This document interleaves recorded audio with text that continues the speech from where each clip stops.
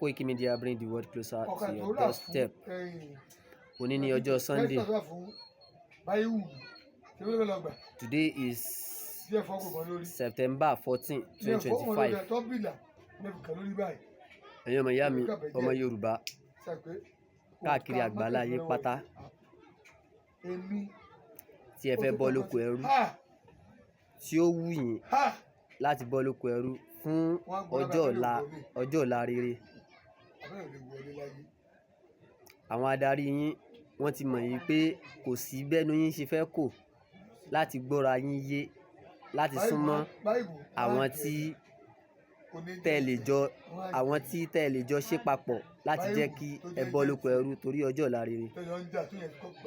Wọ́n ti mọ̀ pé kò sí ibi tẹ́ ti fẹ́ bẹ̀rẹ̀, wọ́n ti da brain ẹnì kọ̀ọ̀kan tí a jẹ́ ọmọ Yorùbá, wọ́n ti da brain wa rú nínú war Nigeria. Kí wá ní war Nigeria? Group country. War Nigeria is not a country. Nigeria ò kí ń ṣe country. Orílẹ̀-èdè àwọn kan ni. Orílẹ̀-èdè àwọn kan. Orílẹ̀-èdè tí a so pọ̀ torí ara wa, tí ò kí ń ṣe torí aráàlú. Ọlọ́run ò bá máa gbàdúrà, ó kàn kù sórí àdúrà dànù. Eléyìí ò kí ń sọ̀rọ̀ àdúrà o, ọ̀rọ̀ àdúrà náà dẹ̀ ni, torí pé kíni nǹkan tí èèyàn bá ṣe, téèyàn bá ń ṣe, téèyàn bá gbé lọ́wọ́, òun náà làdúrà máa gbà lé lórí. O ò lè jókòó sílé kó bìlífù pé yes o, àdúrà rẹ máa gbà o láì ṣe nǹkan kan. Kí wá ní nǹkan tó lè ṣe láti fi bọ́ lóko ẹrú? Òun ní pé kó o súnmọ́ àwọn tí ó yẹ kó o súnmọ́ láti jẹ́ kí wọ́n tún ìlú ìtò, àwọn tí wọ́n dúró torí Ọlọ́run, tí wọ́n dúró torí ọjọ́ ọ̀la, tí wọ́n dúró láti gbàbọ̀dè fún ìran Yorùbá. Àwọn yẹn ló lè súnmọ́ o. Ṣé o ti yé? Tàwa làwọn yẹn, àwọn tí wọ́n dúró tinútinú fún orílẹ̀-èdè Yorùbá. Bí àwọn bàbá wa Bánjí Akíntóyè, bí àwọn bàbá wa Sunday Adéyẹmọ Ìgbòho Òòṣà àti àwọn gúrùpù kọ̀ọ̀kan, torí gúrùpù wà lórílẹ̀-èdè Yorùbá tí wọ́n dúró tán, tí wọ́n fẹ́ jà fún ìran Yorùbá. Àwọn tó lè súnmọ́ nìyẹn o. Kí kálukú ó parapọ̀ ní local government kọ̀ọ̀kan tó wà ní ilẹ̀ Yorùbá pátá, kí á parapọ̀, kí á dúró, ká form group, ká dúró, ká sopọ̀. Ṣé o ti yé? Ìyẹn la lè fi bọ́ lóko ẹrú. Ká dúró náà pẹ̀lú òdodo ni o. Ká dúró tán pẹ̀lú òdodo. Kò sígbà tá a bá yàdá, tá a bá yọ̀bẹ ká tó bọ́ lóko ẹrú o. Bọ̀ a gbọ́dọ̀ múra ogun lẹ̀, torí pé kíni àwọn opponent yín ẹ mọ nǹkan tí tán máa gbé kòyìn lójú. Bọ̀ nínú peace tẹ́ gbé lọ́wọ́, ẹ gbọ́dọ̀ múra ogun. Ìmúra ogun tẹ́ bá mú yẹn lẹ̀, òun ni náà ń pè ní plan B. Ṣé o ti yé? Òun náà ń pè ní plan B. Ẹ jẹ́ ká má sùn. Koiki Media bring the world closer to your doorstep.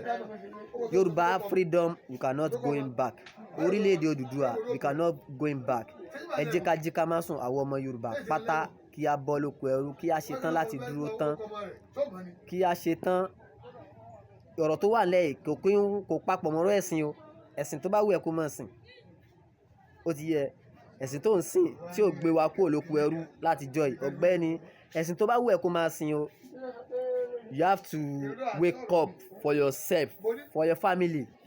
Ọ̀gbẹ́ni, àánú ara wa ń ṣe wá, ìyà yìí ti pọ̀ jù. No good future.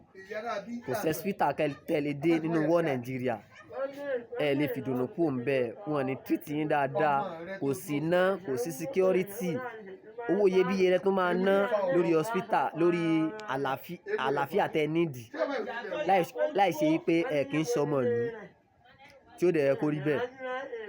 Oúnjẹ wọn gbogbo ẹ̀ ló ti dọ̀wọ́n gógó. Àwọn ìjọba yín sìn. Ṣé o ti yé? Ṣé wọ́n gbọ́ náà?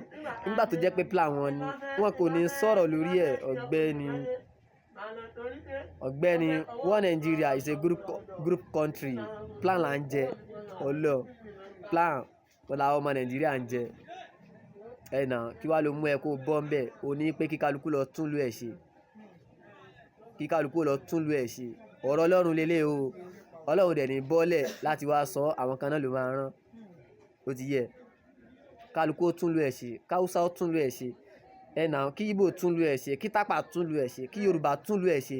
Ní ìsìn báyìí mo jẹ́ ọmọ Yorùbá, tí n bá fẹ́ lọ sílùú òyìnbó, òfin wọn tẹ́ mi lọ́rùn ni mo fẹ́ lọ bẹ̀. It's not a fight, kò kí ń ṣèjà.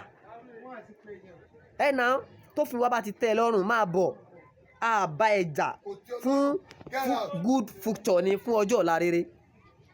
Ẹ̀nà fún ọjọ́ ọ̀la rere, ọ̀rọ̀ Ọlọ́run dá èdè kọ̀ọ̀kan fún orílẹ̀-èdè kọ̀ọ̀kan. Ẹ̀yin wá sopọ̀ ẹ dẹ̀ sọ pé èèyàn Ọlọ́run ni yín, it's rubbish. Ẹ kí ń sọ èèyàn Ọlọ́run, gbogbo ẹ̀yin tẹ́ pé ara yín lè èèyàn Ọlọ́run ní orílẹ̀-èdè group country ẹ̀ ń tàn wá ni. Ọlọ́run gbọ́, a ti jí ọ̀gbẹ́ni, ojú ti là. Ìwọ tó bá jára ẹni o, ọ̀gá mi, mo fẹ́ kí fídíò yìí kó travel ẹyẹ ti fò.